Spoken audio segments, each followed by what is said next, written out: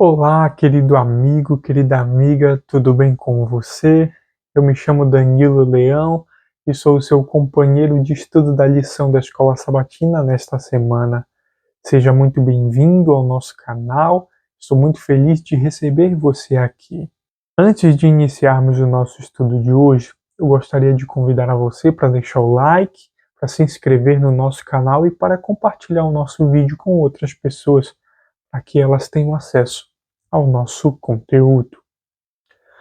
Hoje é segunda-feira, dia 15 de julho, e o tema da nossa lição de hoje é o chamado de Levi e a questão do jejum.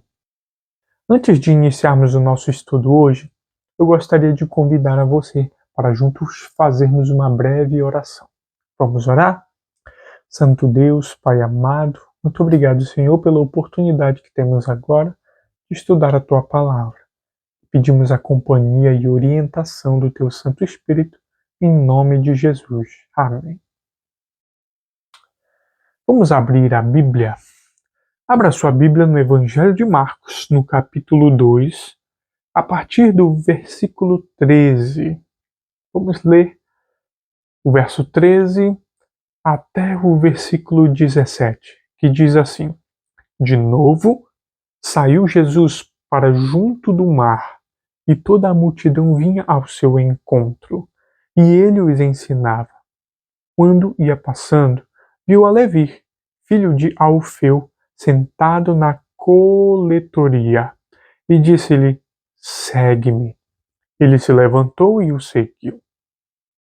Achando-se Jesus à mesa na casa de Levi, estava juntamente com ele e com seus discípulos muitos publicanos e pecadores, porque estes eram em grande número e também o seguiam.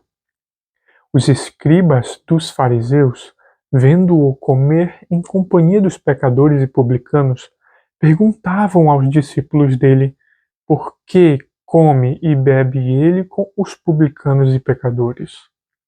Tendo Jesus ouvido isto, respondeu-lhes: Os sãos não precisam de médico, e sim os doentes.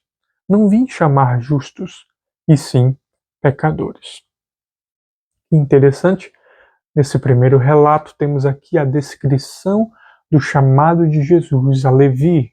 Levi era um publicano, e os publicanos eles eram funcionários públicos que trabalhavam para o governo local ou para o próprio Império Romano. E os publicanos eles eram indesejáveis pelos judeus. Eles eram impopulares entre os judeus que moravam ali naquela região da Judéia, porque muitos publicanos eles cobravam altos impostos, além do que era devido, e muitos deles enriqueciam a custas dos judeus. Por isso, eles eram meio que odiados pelos próprios judeus. Eram considerados como traidores da nação, pois recolhiam impostos para entregar a Roma. Existe um comentário judaico a respeito das leis que menciona o seguinte: se uma casa receber a visita de um coletor de impostos, todos os móveis de dentro dessa casa estarão impuros. Portanto, não é de se admirar quando Jesus é visto aqui comendo com os publicanos e com os pecadores. Os fariseus ali de sua época, os líderes religiosos de seu tempo, questionarem por que ele come junto com eles, com os publicanos e pecadores. Entretanto, a isso Jesus responde: o médico ele não vem por causa dos sãos, porque os sãos, os saudáveis, não necessitam de médico, mas sim os doentes. Jesus ele toma para si o título de médico espiritual, o médico que cura a enfermidade do coração humana e resolve o problema do pecado. Não deveria tal médico estar no local onde os enfermos estão?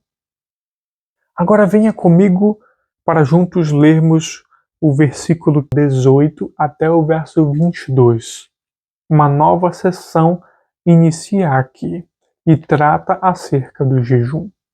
E diz assim: Ora, os discípulos de João e os fariseus estavam jejuando. Vieram alguns e lhe perguntaram: Por que motivo jejuam os discípulos de João e os dos fariseus, mas os teus discípulos não jejuam? Respondeu-lhes Jesus: Podem, porventura, jejuar os convidados para o casamento, enquanto o noivo está com eles? Durante o tempo em que estiver presente o noivo, não podem jejuar. Dias virão, contudo, em que lhes será tirado o noivo, e nesse tempo jejuarão. É interessante que aqui agora se inicia uma outra questão, a questão do jejum. Os discípulos de João Batista estavam ali na prática do jejum. Os discípulos dos fariseus também estavam praticando o jejum. Entretanto, os discípulos de Jesus participavam dos banquetes. E estes foram questionados por isso. Por que é que vocês não jejuam? Por que que teus discípulos não jejuam? Perguntaram a Cristo. Mas Cristo, usando uma alegoria, se considerando como um noivo e tendo seus convidados para o casamento, ele diz: não seria estranho que em uma festa de casamento, junto com o noivo, os convidados jejuassem? Entretanto, Jesus faz menção a um momento em que viria, onde o noivo seria retirado, e isso é uma menção clara à cruz, onde Cristo seria retirado do meio de seus discípulos. E assim então eles teriam tempo suficiente para jejuar. Agora venha comigo para o versículo 21 e 22, que diz assim: Ninguém costura remendo de pano novo em veste velha, porque o remendo novo tira parte da veste velha e fica maior a rotura. Ninguém põe vinho novo em odres velhos. Do contrário, o vinho romperá os odres, e tanto se perde o vinho como os odres. Mas põe-se vinho novo em odres novos. Através dessa alegoria, uma prática ali bastante conhecida entre eles naquele tempo, não se podia colocar vinho novo num recipiente velho, em odres velhos, porque ambos se perderiam. E também não se colocava ali um tecido, um pano novo, para fazer uma costura em uma roupa rasgada com um tecido velho. Porque se assim fosse, o tecido novo rasgaria o tecido velho, e então aquele buraco na vestimenta se tornaria maior. Com isso, Cristo aqui está apresentando um contraste entre os ensinos dos líderes religiosos de seu tempo, que haviam distorcido os ensinamentos antigos e que estavam apegados a essas práticas errôneas. Cristo dá o verdadeiro sentido aos antigos ensinos. Ele apresenta essas lições, esses princípios, de maneira mais ampla e mais profunda.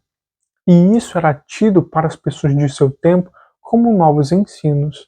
Na verdade, eram apenas o aprofundamento e ampliamento dos antigos ensinamentos. Pois, como a palavra de Deus diz, lá em Apocalipse, o Evangelho eterno é uma mensagem que ela não muda. A mesma maneira como Deus salvou o homem lá no Antigo Testamento, é a mesma maneira como Deus salva o homem, o pecador, no Novo Testamento.